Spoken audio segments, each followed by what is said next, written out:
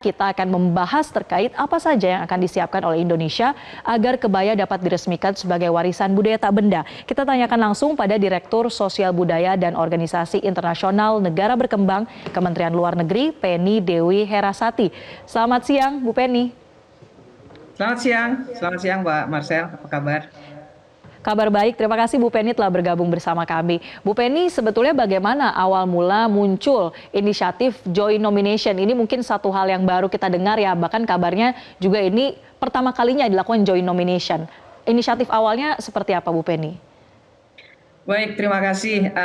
Pertama, mungkin yang kita harus samakan persepsi kita ya, pemahaman kita adalah sebetulnya mendaftarkan ke UNESCO atau kebaya goes to UNESCO tuh maksudnya apa sih gitu ya. Tapi sebetulnya tadi sudah diberi gambaran, sebetulnya mendaftarkan atau ya mendaftarkan ke UNESCO itu sebetulnya mendaftarkan ke Komite Warisan Budaya Tak Benda. Jadi komite itu didasari oleh konvensi yang namanya Safeguarding Intangible Cultural Heritage. Jadi kita harus lihat kata kuncinya adalah safeguarding.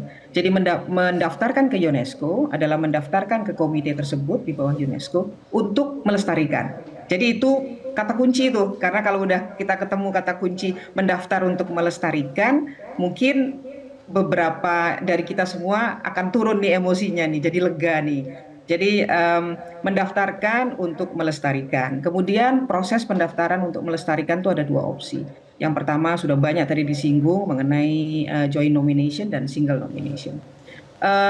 Mungkin perlu juga pemahaman dasar bahwa budaya itu adalah berkembang seiring dengan waktu dan apa ya, globalisasi tentu juga ya, dan pergerakan atau perpindahan manusia.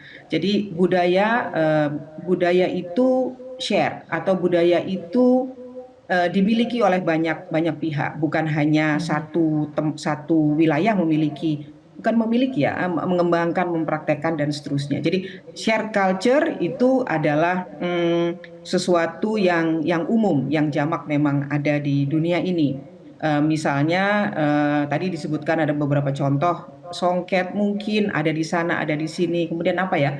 Barangkali saya bisa memberikan contoh budaya memetik kurma misalnya. Itu di-share oleh banyak negara di Timur Tengah. Kemudian ada lagi budaya burung falcon ya. Kalau mungkin kita ketahui burung falcon yang terbang kemudian mendarat di tangan itu di-share oleh 42 negara. Jadi itu mengajukan ke Intangible Cultural Heritage Committee itu ada dua opsi. Yang pertama dengan joint nomination, yang kedua dengan single nomination.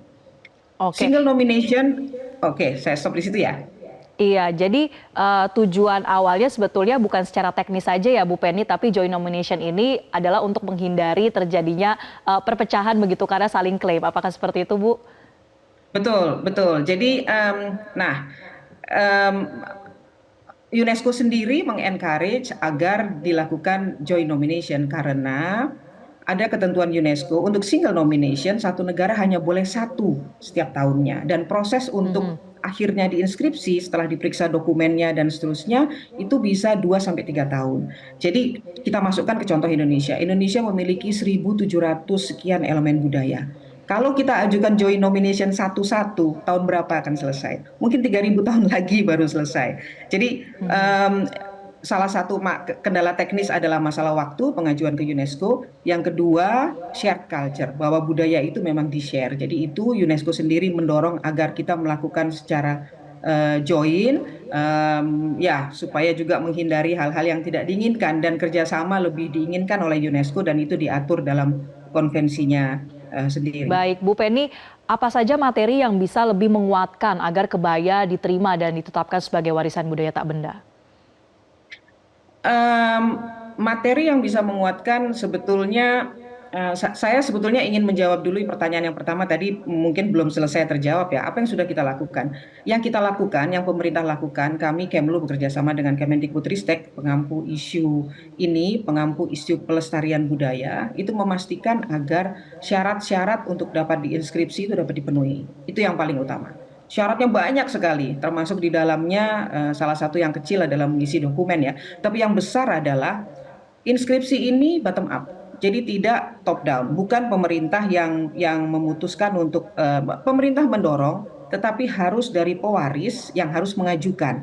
Karena Mhm. prinsipnya adalah safeguarding. Kalau pelestarian tidak dilakukan oleh pewarisnya, lantas siapa yang melakukan? Jadi itu yang kita lakukan adalah mendorong, mengencourage agar semua pewaris budaya termasuk kebaya agar mendaftarkan atau melakukan tindakan pelestarian karena itu adalah salah satu syarat untuk mengajukan ke Komite Intangible Cultural Heritage. Jadi kita mendorong pewaris dan kita membantu melengkapi pengisian dossier yang disyaratkan oleh komite. Di dalamnya situ ada berapa lama ini sudah dilakukan proses pelestariannya, kemudian dokumen-dokumennya dan seterusnya.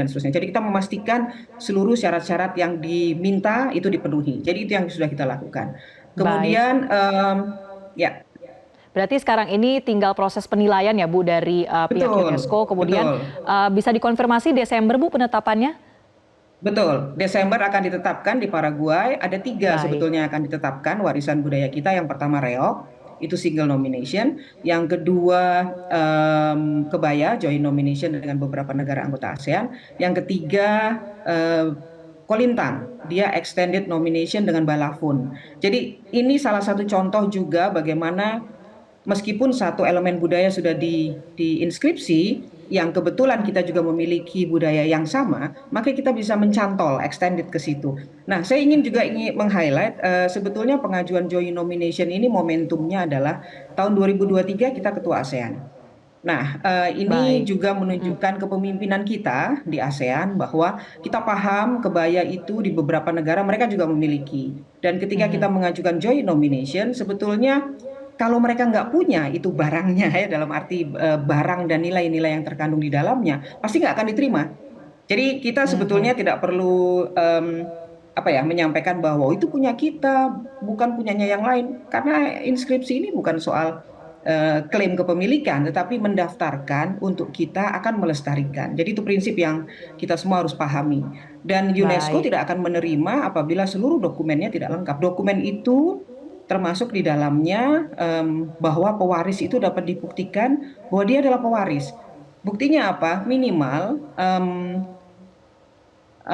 budaya itu dilestarikan dua generasi. Jadi kalau saya tiba-tiba misalnya saya pakai kebaya, saya ingin mengajukan kebaya saya ini ke Intangible Cultural Heritage, nggak bisa. Karena saya tidak melakukan pelestarian dalam periode dua generasi. Dan saya tidak Oke. punya bukti-bukti itu. Jadi itu mungkin Jadi yang selain harus kita pahami ditetapkan juga bersama. secara formal, ini juga jadi momentum ya untuk mengajak kita semua bisa menggunakannya juga nih secara personal sehari-hari, tidak ragu-ragu untuk mengenakan kebaya. Ini sepertinya Bu Penny juga lagi pakai kebaya ya sekarang ya, warna biru.